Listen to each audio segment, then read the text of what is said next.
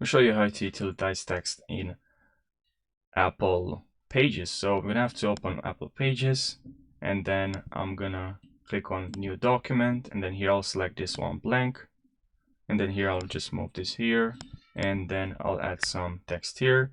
Let's say I want to utilitize the next text I'm gonna write, and then the next text I'm gonna write, I want to be italicized. So I'm gonna click on this icon right over here. This is actually to make text italic.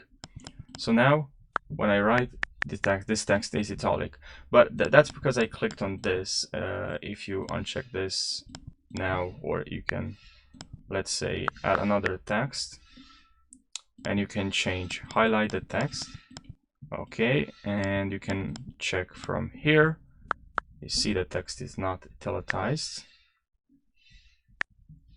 And here I have another text. I can click on this and I can italicize.